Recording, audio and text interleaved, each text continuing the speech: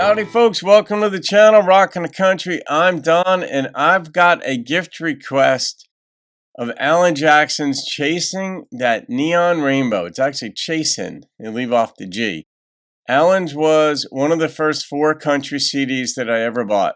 Billy Dean, Sherry Austin, Merle, and Alan. And that was going back about 30 years. But then I got into country.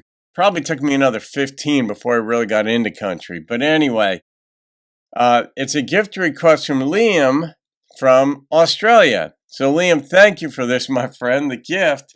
And you said you've been a huge Alan Jackson fan since you were 3 years old, and you've seen him twice in Australia.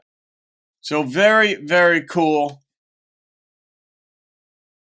That is one of the cool things about the internet, is that you got people from all over the world connecting, and I love that part of it. So this is a review. I know this song, but listening with headphones to assess or analyze or hear and see different things in it gives a different twist to things.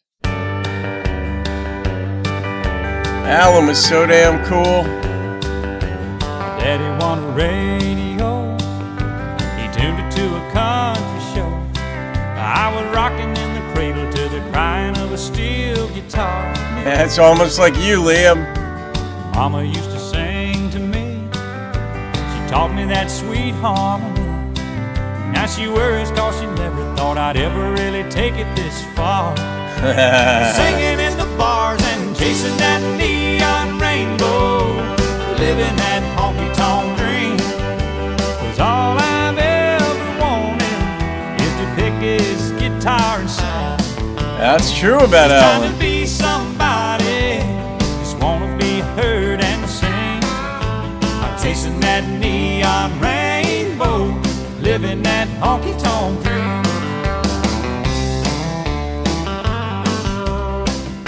Traditional and contemporary fans both love Alan. An atlas and a coffee cup, 5 pickers and an old Dodge truck. Yeah. Heading down to Houston for a show on Saturday night. Well, this overhead is killing me. Half the time I sing for free. But when the crowd's into it, Lord, it makes this thing I'm doing seem right. That's the way it Standing in the works. spotlight, chasing that neon rainbow, I'm living that honky-tonk dream. 'Cause all I've ever wanted is to pick his guitar and sing. Just trying to be somebody, just wanna be heard and sing.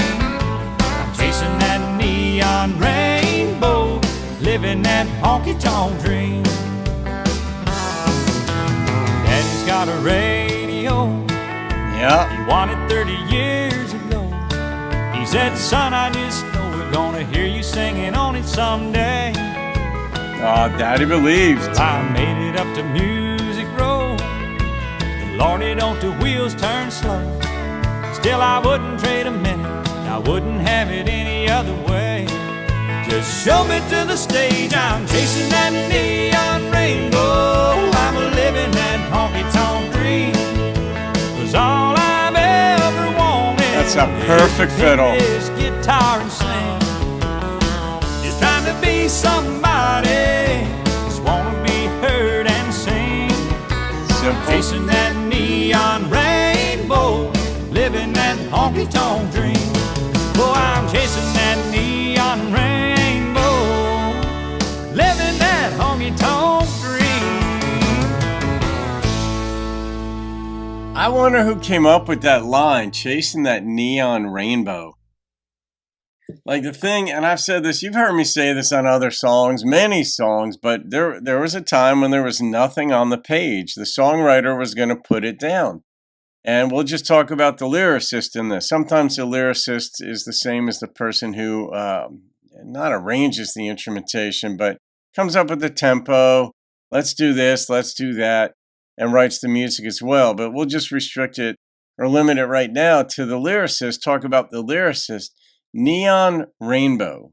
Those 2 words were not on the page, and they came together in the mind like neon rainbow. Now, when we hear it as listeners, or when we're watching a movie and we see a scene play out, that's that's just normal to us. That's what's being presented to us. But I always think about, if I were to write that, or could I do that? How did could I come up with that idea? But somebody came up with the neon rainbow, and he's chasing it. That really paints quite the image. That, not a pot of gold at the end of the rainbow, but chasing that neon rainbow, that honky tonk lifestyle. And it's interesting, his mother was worried he'd take it this far, and his father always knew he'd take it this far, and he'd hear him on the radio. And it's the radio that the dad won 30 years earlier or something like that. So, and the instrumentation in this is just fun. I mean, and Alan, the way he sings, always seems to have an uplifting cadence, just an enjoyable cadence with a little bit of intrigue or mystery to it, like an unknowable quality. But the tempo in this just makes it fun. This is autobiographical. This really was Alan's story. He just has it. I think 60 Minutes or some, but maybe it was country music. I'm sure country music is, it's probably there.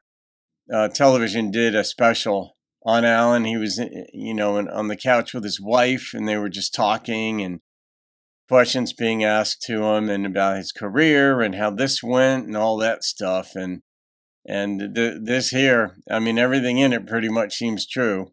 How much of it was added, I don't know. Was there really a radio that his dad had? I don't know. I'm going to guess it's a true detail. You could make that one up, but it'd be kind of tough to reach in and figure that one out. So, Liam, I'm going to rate this song, and the number that popped into my head was a 9.1.